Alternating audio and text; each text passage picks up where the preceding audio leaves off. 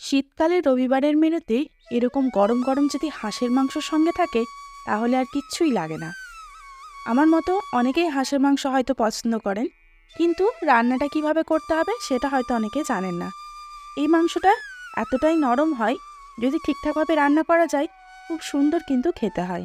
তাহলে চলুন দেরি না করে শুরু করা যাক আজকের রেসিপি হাঁসের মাংস। প্রথমে এখানে আমি মাংসটাকে খুব ভালোভাবে পরিষ্কার করে ধুয়ে নিয়েছি। তার মধ্যে আমি দিয়ে দিলাম বড় চামচের 2 চামচ হলুদ গুঁড়ো, বড় চামচের 2 চামচ জিরের গুঁড়ো এবং বড় চামচেরই 2 চামচ ধনে গুঁড়ো। আর এখানে দেখুন আদা ও রসুন, কাঁচা লঙ্কা, শুকনো লঙ্কা একসঙ্গে বাটা ছিল, সেই পেস্টটা দিয়ে দিলাম আমি 4 থেকে 5 চামচের মতো। হাঁসের মাংস একটা গন্ধ বেরোয়, সেই জন্য হাঁসের মাংস রসুনটা অবশ্যই কিন্তু আদার থেকে পরিমাণে অল্প হলেও বেশি দেবেন। তারপর সবশেষে এখানে আমি দিলাম 2টো কুচনো পেঁয়াজ এবং পরিমাণ মতো লবণ।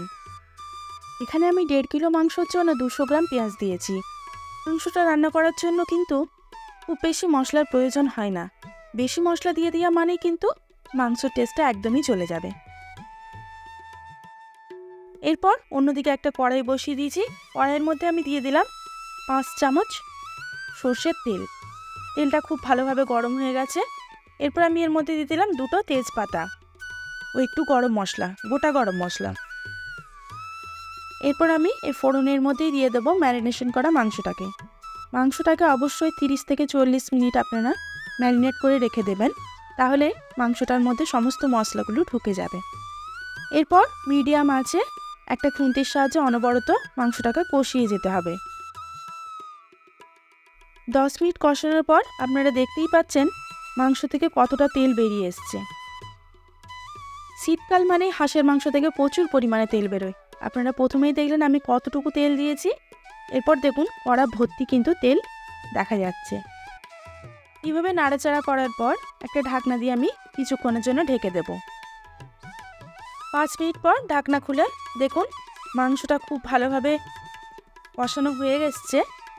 তাও একবার করে না নাড়া দিলে তলায় ধরে যেতে পারে মশলাটা, ওই জন্য খুব ভালোভাবে আরেকবার ঢাকা দিয়ে রেখে দিলাম। এরই মাঝে আমি ছোট ছোট করে পেঁপে কেটে রেখেছিলাম, সেই পেঁপেগুলোকে আমি দিয়ে দিয়েছি। আপনারা চাইলে আলুও দিতে পারেন, আমি কিন্তু এই মাংসর মধ্যে আলুটা দিইনি।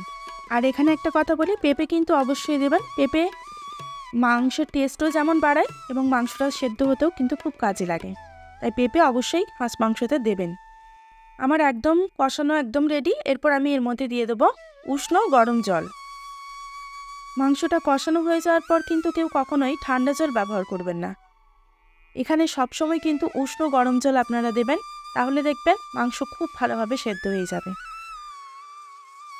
এরই মধ্যে ঝোল ফুটতে শুরু করে দিয়েছে।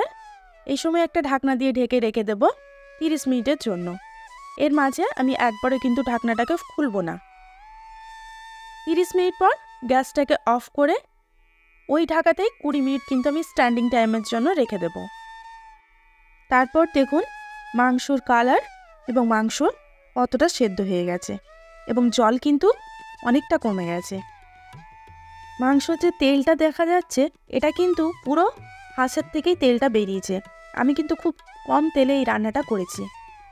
আপনারা দেখতেই পেলেন এই হাঁসের মাংসটা আমি কিভাবে রান্না করলাম। আপনারাও বাড়িতে অবশ্যই এইভাবে একবার রান্না করুন এবং আমাকে কমেন্ট করে জানান আমার এই রেসিপিটি আপনাদের কেমন লাগলো। আমার রেসিপি যদি ভালো লেগে থাকে তাহলে অবশ্যই লাইক, শেয়ার, কমেন্ট করবেন। আর আমার চ্যানেলে নতুন হয়ে থাকলে চ্যানেলটিকে অবশ্যই সাবস্ক্রাইব করে পাশে থাকবেন। সুস্থ থাকবেন, ভালো থাকবেন। আবারও দেখা হবে অন্য একটি রেসিপির সঙ্গে।